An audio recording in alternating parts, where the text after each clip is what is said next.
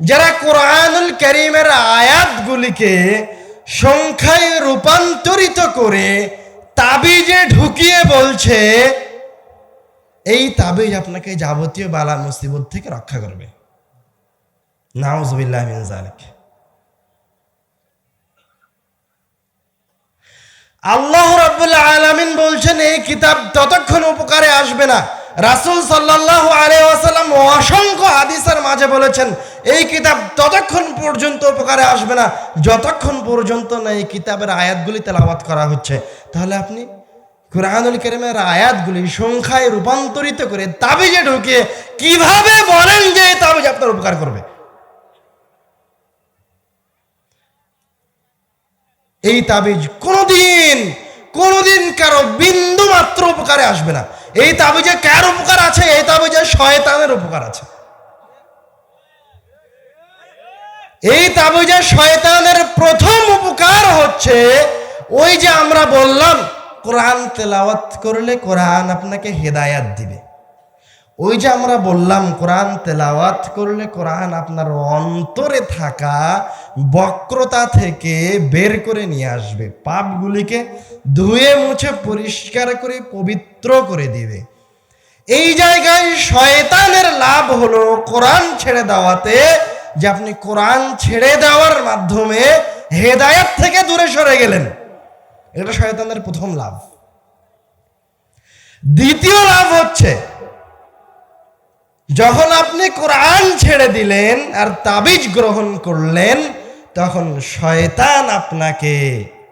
শয়তান তার জীবনের সবচেয়ে বড় সফলতায় উপনীত হলো, সেটা হচ্ছে আপনাকে শিরকে নিয়ে গেল। আমি এই কথা বহুবার বলেছি, শয়তান আপনাকে সরাসরি শিরকে নিয়ে যাবে না। আপনি তো মুসলমান, আপনি তো মুমিন, আপনি তো জানেন আল্লাহ এক। আপনি কোনোদিন আল্লাহর সাথে সরাসরি শিরক করবেন না। এ কথা আপনি কোনোদিনই বলবেন না যে আল্লাহ দুইজন। কেউ আছে যে এই কথা বলবে আল্লাহ দুইজন? কেউ বলবে না। ওর গলা চেপে ধরা হয় আর যদি ওর নিঃশ্বাস থেমে যায়, ও যদি মরে যায়, তবুও স্বীকার করবে না যে আল্লাহ দুইজন। কেন স্বীকার করবে না? যদি একবার বলেছে আল্লাহ দুইজন, তাহলে কি হলো? সব বাতিল হয়ে গেল। তো শয়তান আপনাকে এইভাবে শিরকে নিয়ে যাবে না।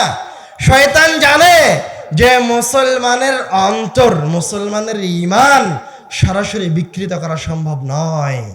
শয়তান আপনাকে একটা উপায় অবলম্বন করে, একটা পথ অবলম্বন করে আপনাকে শিরকে নিয়ে আসবে। সেই উপায়ের একটা উপায় আপনি জানেন, কোরআনুল কারীম মহান কিতাব। বাপরে বাপ, আপনার এই আবেগটাকে শয়তান কাজে লাগায়। আপনি এখন মনে করছেন এই কিতাবের এই আয়াতগুলি যদি আমার সাথে থাকে, এই কিতাবের আয়াত আমার সাথে থাকবে আর শয়তান আমার ক্ষতি করতে পারবে, এটা কি কোনোদিন সম্ভব? এইভাবে শয়তান আপনার সাথে গেম খেলে। শয়তান সরাসরি আপনাকে কবর পূজায় নিয়ে যাবে না। আমি স্টেজে বসে আছে যারা, তাদের সম্মানার্থে বলছি, এবং যারা ভলেন্টিয়ার আছে তাদের সম্মানার্থে বলছি, হয় আপনারা কথা বলবেন, না হয় আমি কথা বলবো, না হয় মঞ্চ থেকে উঠে যাবো। কথা বলেন কিভাবে?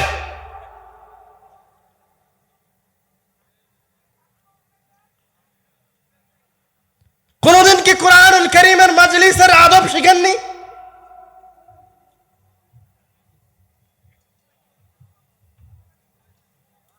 হেঁটে বেড়ান কিভাবে? এর পরের বক্তা যখন আসবে তখন আপনারা নড়াচড়া শুরু করবেন, তার আগ পর্যন্ত কেউ নড়াচড়া করবেন না। রাসূল যখন কথা বলতেন তো সাহাবীরা এমন ভাবে বসে থাকতো, যদি পাখি এসে মাথার উপর বসে তাও পাখি বুঝতে পারবে না যে মানুষের মাথায় বসলাম, সাহাবীরাও বুঝতে পারবে না যে পাখি এসে ওর মাথায় বসলো। তা আপনি কেন তো নড়াচড়া করার প্রয়োজন মনে করছেন? দিনরাত 24 ঘন্টা 1 ঘন্টা বসে থাকা যায় না স্থির? আপনার কারণে তো আমি আলোচনার মাঝখান থেকে অন্য জায়গায় চলে গেলাম। আমি আবারও বলবো, যারা ভলেন্টিয়ার আছেন ওই জায়গায় দাঁড়ান। শুধুমাত্র যে দায়িত্বশীল, যে কাজের জন্য স্টেজে আসবে, বক্তা যখন স্টেজে আসবে তাকে নিয়ে আসবেন, তার আগ পর্যন্ত কেউ চলাফেরা করবেন না। এবং স্টেজে বসে কেউ কথা বলবেন না। শ্রোতাদের আকর্ষণ অন্যদিকে চলে যায়, এরকম কোনো কাজে লিপ্ত হবেন না। আল্লাহ রাব্বুল আলামিন কোরআনুল কারীমে বলছেন, দেখেন আল্লাহ রাব্বুল আলামিন কোরআনুল কারীমে বলছেন, ওয়াইযা কুরিআল কুরআনু ফাসতামিউ লাহু ওয়া আনসিতু লাআল্লাকুম তুরহামুন। আল্লাহ কত দয়ালু। ওয়াইযা কুরিআল কুরআনু ফাসতামিউ লাহু ওয়া আনসিতু, যখন তোমাদের সামনে কোরআনুল কারীমের আয়াত তেলাওয়াত করা হয় তখন তোমরা তোমাদের মুখগুলিকে বন্ধ করে নাও। হাঁটা চলাফেরা তো বহু দূরের কথা, তখন তোমাদের মুখগুলিকে বন্ধ করে নাও এবং মনোযোগ সহকারে কোরআন তেলাওয়াত শ্রবণ করো। তোমরা যদি মুখ বন্ধ করে মনোযোগ সহকারে কোরআন তেলাওয়াত শ্রবণ করো, শুধুমাত্র এই তেলাওয়াত শ্রবণ করার বিনিময়ে আল্লাহ রাব্বুল আলামিন তোমাদের উপর রহমত বর্ষণ করবেন।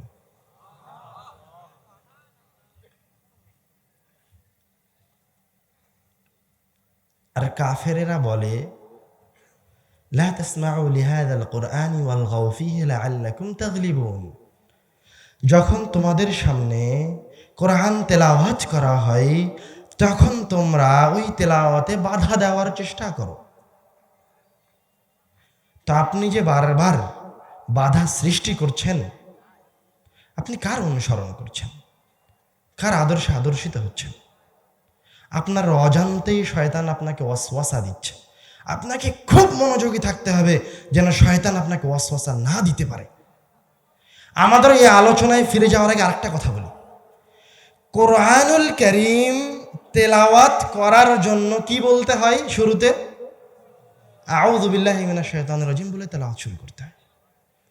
দেখেন আল্লাহ কতটা সূক্ষ্মতার সাথে এই কিতাবকে অবতীর্ণ করেছেন।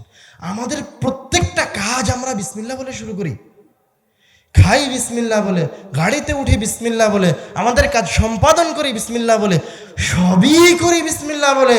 আর সবচেয়ে মহান কিতাব, সবচেয়ে সম্মানিত কিতাব যখন আমরা তেলাওয়াত শুরু করব তখন আল্লাহ বলছে, এখন তোমাদেরকে বিসমিল্লাহ বলতে হবে না, এখন তোমরা কি বলো? ফাস্তাইয বিল্লাহি মিনাশ শাইতানির রাজিম। তোমরা আল্লাহর কাছে বিতাড়িত শয়তান থেকে আশ্রয় চাও। কি বুঝলেন আপনি? কি বুঝলেন? শয়তান এই কিতাবের সবচেয়ে শত্রু, বড় শত্রু। কেননা এই কিতাব আপনাকে যত দ্রুত হেদায়াত দিবে, যত দ্রুত আপনার দৈনন্দিন জীবনের কাজে আসবে এই কিতাব, অন্য কোনো কিছু এত দ্রুত কাজে আসবে না। যত দ্রুত এই কিতাব আপনার অন্তরকে পরিশুদ্ধ করে দিবে, যত দ্রুত এই কিতাব আপনাকে জান্নাতের দিকে নিয়ে যেতে পারবে, অন্য কোনো কিছু পারবে না। তো এই কিতাবের কার্যক্ষমতা যদি আপনি আপনার অন্তরে জারি রাখতে চান তাহলে কি করতে হবে? আগে আল্লাহর কাছে শয়তান থেকে পরিত্রাণ চাইতে হবে, আউযু বিল্লাহি মিনাশ শাইতানির রাজিম বলতে হবে, যাতে করে শয়তান আপনাকে ওয়াসওয়াসা না দিতে পারে।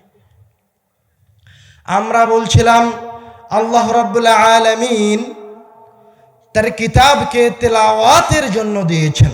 আল কোরআন শব্দের অর্থ হচ্ছে তেলাওয়াত করার কিতাব, অধ্যয়নের কিতাব। আমরা এই জায়গায় আলোচনা করতে বলেছি, যারা এই কিতাবকে তাবিজে রূপান্তরিত করে মুসলমানদেরকে বলছে যে এই কিতাব তোমাদেরকে, এই তাবিজ তোমাদেরকে, যারা এই কথা বলছে এই তাবিজ তোমাদেরকে তোমাদের যাবতীয় বিপদ বালা মুসিবত থেকে রক্ষা করবে, তারা নেহায়াত ডাহা মিথ্যুক।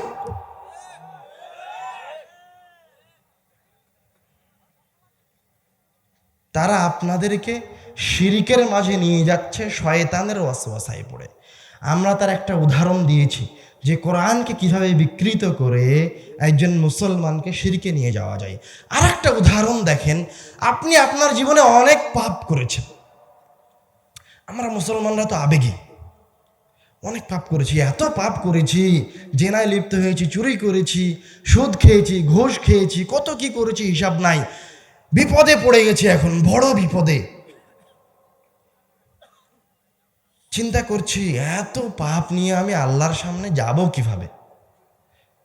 এটা হচ্ছে শয়তানের ওয়াসওয়াসা। এখন একজন এসে আপনাকে বলবে যে অমুক জায়গায় একজন বাবা আছে, একজন দরবেশ আছে, অমুক এলাকায় একটা মাজার আছে, যে ওই মাজারের ওয়ালি যার জন্য দোয়া করত ওই ব্যক্তির দোয়া কবুল হয়ে যেত, ওই ওয়ালির অনেক কেরামত আছে। তো তুমিও চলো ওই ব্যক্তির কাছে যাই, ওই মাজারে যাই, ওই মাজারে গিয়ে যদি কিছু মানত করো তাহলে তুমি আল্লাহর নিকটবর্তী হতে পারবা। নাউযুবিল্লাহি মিন যালিক। শয়তান কিন্তু সরাসরি আপনাকে এই কথা বলছে না যে চলো ওই মাজারে গিয়ে ওই মাজারে সিজদা করি, ওই মাজার হচ্ছে দ্বিতীয় আল্লাহ। এই কথা শয়তান কোনোদিন বলবে না, কেন বললেই তো আপনার ওই কবরে কোনোদিন যাবেন না। শয়তান পলিসি চেঞ্জ করে ফেলেছে, পদ্ধতি চেঞ্জ করে ফেলেছে। বলছে যে ওই মাজারে ওই ওলির কাছে আসো, ওই ওলি আল্লাহর ওলি ছিল, আল্লাহর ইবাদত গুজার ছিল। তাহলে ওই মরা ব্যক্তিটা, বেকার অথর্ব ব্যক্তিটা তোমাকে আল্লাহর কাছে নিয়ে যাবে। নাউযুবিল্লাহি মিন যালিক। এইভাবে শয়তান মানুষকে শিরকের মাঝে নিয়ে যায়। আমরা আমাদের কোরআনুল কারীমের এই গুরুত্বপূর্ণ আলোচনায় কোরআন শব্দের অর্থ এবং কোরআনুল কারীমের 2-3টা বৈশিষ্ট্য বলার পরে কোরআনুল কারীমের গুরুত্বপূর্ণ কিছু সূরার দিকে এগিয়ে যায়। عن أبي سعيد الخدري رضي الله تعالى عنه قال قال رسول الله صلى الله عليه وسلم রাসূল সাল্লাল্লাহু আলাইহি ওয়াসাল্লাম বলেন, মান ক্বারাআ সূরাতাল কাহফি ফি ইয়াউমিল জুমআতি আদাআ লাহু নূরুন মা বাইনাল জুমআতাইন। তোমাদের মাঝে থেকে কেউ যদি জুমার দিনে সূরা কাহফ তেলাওয়াত করে তাহলে পরের জুমা আসা পর্যন্ত ওই সূরা কাহফ তেলাওয়াতকারী ব্যক্তির ঈমান জ্বলজ্বল করে জ্বলতে থাকবে। দেখেছেন আল্লাহ কোরআনুল কারীম দিয়ে আপনার ঈমানকে উজ্জ্বল রাখার ব্যবস্থা করেছেন কত সহজে। এখন কেউ যদি চায় যে আমার মৃত্যুটা ঈমানের ওপরে হোক, তাহলে কি করবে? কি করবে সে?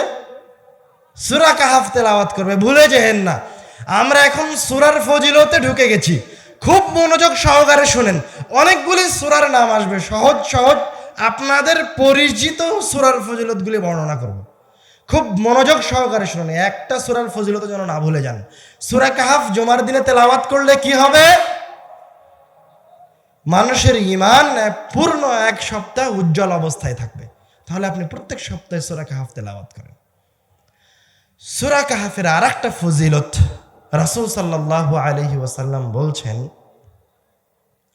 মান হাফিযা 10 আয়াতিন মিন আউয়ালি সূরাতিল কাহফ উসিমা মিনাদ দাজ্জাল। কেউ যদি সূরা কাহফের প্রথম 10 আয়াত মুখস্থ রাখে, তার অন্তরে ধারণ করে, তাহলে আল্লাহ রাব্বুল আলামিন তাকে দাজ্জালের ফিতনা থেকে বাঁচিয়ে দিবেন। দাজ্জালের ফিতনা বড় ভয়াবহ ফিতনা, যেই ফিতনার কথা স্মরণ করে রাসূলও আল্লাহ রাব্বুল আলামিনের কাছে দাজ্জাল থেকে পরিত্রাণ চাইতেন। ওই ফিতনাকে রাসূলও ভয় পেতেন। কেন? কেননা দাজ্জালের এক হাতে থাকবে জান্নাত আর এক হাতে থাকবে জাহান্নাম। অনেক বড় পরীক্ষা। আপনি স্বচক্ষে জান্নাতকেও দেখতে পাবেন, স্বচক্ষে জাহান্নামকেও দেখতে পাবেন। তো এরকম কঠিন পরীক্ষা থেকে আমাদের মতো দুর্বল ঈমানদার মুসলমানদের বাঁচার উপায় রাসূল সাল্লাল্লাহু আলাইহি ওয়াসাল্লাম বলে দিচ্ছেন। সহজ উপায়, সূরা কাহফের 10টা আয়াত মুখস্থ করো, প্রথম 10টা আয়াত। তাহলে আল্লাহ রাব্বুল আলামিন আমাদেরকে ওই মহা বড় প্রলয়ঙ্কারী ফিতনা থেকে বাঁচিয়ে দিবেন। সুবহানাল্লাহ। عن أنس بن مالك رضي الله تعالى عنه قال جاء رجل إلى النبي صلى الله عليه وسلم وقال يا رسول الله إني أحب هذه السورة قل هو الله أحد। হে আল্লাহর রাসূল, এই কুল হু আল্লাহু আহাদ সূরাটা আমি খুব ভালোবাসি, আমি এই সূরাটা খুব তেলাওয়াত করি। তখন রাসূল সাল্লাল্লাহু আলাইহি ওয়াসাল্লাম ওই ব্যক্তির উত্তরে বলছে, ইন্না হুব্বাকা ইয়াহা আদখালাকাল জান্নাহ, এই কুল হুয়াল্লাহু আহাদ সূরার প্রতি ভালোবাসা, এই সূরাটি বেশি বেশি তেলাওয়াত করা তোমাকে জান্নাতে পৌঁছে দিবে। কোন সূরা? সূরা ইখলাস। পিছনের মুসল্লিরা, দিনী ভাইয়েরা কি আমাদের কথা শুনতে পাচ্ছে? পিছনের দিনী ভাইয়েরা কি আমাদের সাথে আছে? মাশাআল্লাহ, হাইয়াকাল্লাহ। কোন সূরা প্রতি ভালোবাসা আমাদেরকে জান্নাতে পৌঁছে দিবে? সূরা ইখলাসের প্রতি ভালোবাসা। রাসূল সাল্লাল্লাহু আলাইহি ওয়াসাল্লাম তার সাহাবীদের কাছে এসে বলছে, আয়া আজিজু আহাদুকুম আন ইয়াকরা ফি লাইলাতিন থুলুসাল কুরআন, তোমাদের মাঝে কি এই রকম কোন ব্যক্তি আছে যে রাত্রে 10 পারা কোরআন তেলাওয়াত করতে পারে না? 10 পারা মানে কি? কতখানি কোরআন? কোরআন কয় পারা? 30 পারা। 10 পারা মানে 3 ভাগের 1 ভাগ। রাসূল এসে বলছে, তোমাদের মাঝে কি এমন কেউ আছে যে প্রত্যেক রাত্রে কোরআনুল কারীমের 10 পারা তেলাওয়াত করতে পারে? সাহাবীরা বলছে, কাইফা যালিকা ইয়া রাসূলুল্লাহ, 10 পারা কোরআন তেলাওয়াত করা কি এতই সহজ? কাইফা যালিকা ইয়া রাসূলুল্লাহ, এটা কিভাবে সম্ভব? এবার রাসূল সাল্লাল্লাহু আলাইহি ওয়াসাল্লাম, আমাদের প্রিয় হাবিব, আমাদের জন্য 10 পারা কোরআন তেলাওয়াতকে সহজ করে দিচ্ছেন। রাসূল সাল্লাল্লাহু আলাইহি ওয়াসাল্লাম বলছেন, কুল হুয়াল্লাহু আহাদ তা'দিলু সুলুসাল কুরআন, তোমাদের মাঝে থেকে যে ব্যক্তি কুল হুয়াল্লাহু আহাদ আল্লাহুস সামাদ লাম ইয়ালিদ ওয়া লাম ইউলাদ ওয়া লাম ইয়াকুল লাহু কুফুয়ান আহাদ, এই ছোট্ট সূরাটি একবার তেলাওয়াত করবে, তার আমলনামায় 10 পারা কোরআন তেলাওয়াতের সমান নেকি লিপিবদ্ধ করা হবে। এখন কেউ যদি কোরআনুল কারীমের এই সূরাটি কুল হুয়াল্লাহু আহাদ সূরাটি 3 বার তেলাওয়াত করে, তাহলে তাকে পূর্ণ কোরআনুল কারীম তেলাওয়াতের নেকি প্রদান করা হবে। সুবহানাল্লাহ। عن أمامة الباهلي رضي الله تعالى عنه قال قال رسول الله صلى الله عليه وسلم من قرأ آية الكرسي دبر كل صلاة مكتوبة لم يمنعه من دخول الجنة إلا الموت। আমার দেখা জান্নাতে যাওয়ার জন্য আমার সামনে যতগুলি হাদিস পড়েছে তার মাঝে জান্নাতে যাওয়ার জন্য সবচেয়ে সহজ হাদিস, সবচেয়ে সহজ উপায় মনে হয়েছে এই হাদিসটা। মনোযোগ দিয়ে শুনেন।